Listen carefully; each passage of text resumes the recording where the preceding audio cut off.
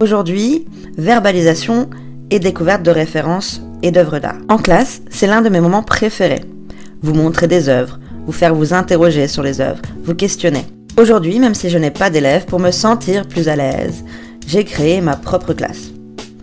Vu que c'est la mienne, j'y mets ce que je veux. Aujourd'hui, les chaises resteront vides, mais pas les cerveaux.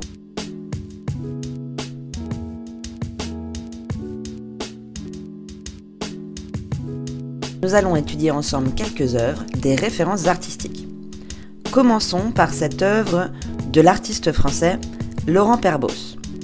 Face à tout document, il faut se demander quelle est sa nature.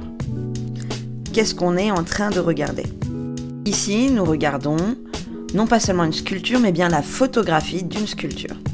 Se pose ensuite la question de qu'est-ce qu'on voit? Quels sont les éléments reconnaissables et identifiables dans ce qui se trouve devant vous?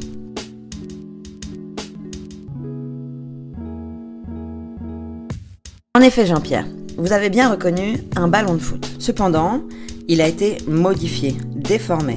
Ce ballon de foot a été allongé, comme s'il avait été modifié par un logiciel ordinateur. En modifiant sa forme, Laurent Perbos modifie obligatoirement l'idée que l'on a de pouvoir jouer au foot. Car pour rappel, le football est un jeu collectif où les passes individuelles vont définir le jeu. En effet, c'est un jeu collectif, mais ce sont les actions créées individuellement qui vont faire gagner ou perdre l'équipe. Avec pour objectif de mettre le ballon dans les cages de but.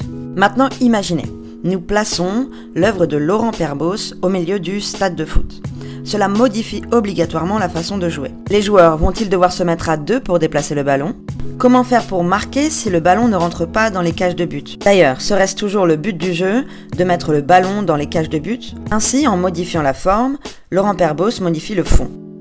Laurent Perbos ne choisit pas l'objet ballon de football au hasard. Il choisit un objet de la culture populaire que tout le monde connaît et dont tout le monde connaît brièvement les codes. Cette œuvre intitulée « Le plus long ballon du monde 2003 » nous questionne également sur la notion de record.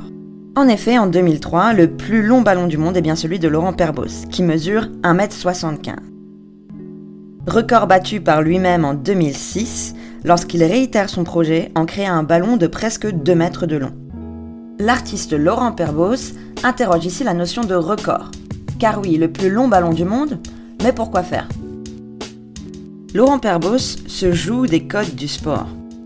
Il joue avec la notion de jeu, questionnant l'utilité du record ou détournant des objets quotidiens autour du jeu tels que le ballon de foot pour nous questionner sur notre usage et nous amener à les revoir différemment. Comme avec l'œuvre Le plus long ballon du monde, Laurent Perbos nous invite à re-regarder des éléments de notre vie quotidienne. Il déforme l'ordinaire pour le rendre extraordinaire. C'est d'ailleurs avec l'objet usuel et ordinaire du ballon de foot qu'il réalise une série d'œuvres qui questionnent notre pratique et l'objet. En 1999, il réalise un ballon en béton. Je vous laisse imaginer un penalty avec ce ballon. En 2003, il crée un ballon au carré, en utilisant les matières d'un ballon de football, c'est-à-dire le cuir, et en respectant les dimensions réglementaires au carré. En 2016, il produit l'œuvre The Soccer Disco Ball. Il fait basculer l'objet banal dans le champ artistique en changeant les matières de l'objet tout en gardant ses caractéristiques identifiables, c'est-à-dire les carrés noirs sur fond blanc. Le travail de Laurent Perbos est foisonnant autour du jeu et du sport, avec par exemple sa série Rainbows qui reprend des ballons de basket pour les utiliser directement comme outils de couleur.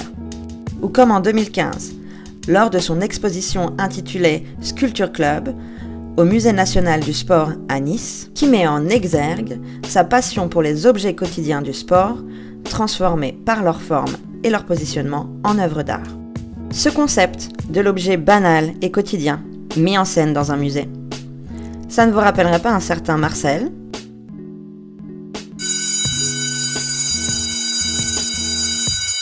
Oh, c'est déjà la fin du cours. Cette fois-ci, pas la peine de ranger vos cahiers, c'est juste à moi de ranger ma classe virtuelle.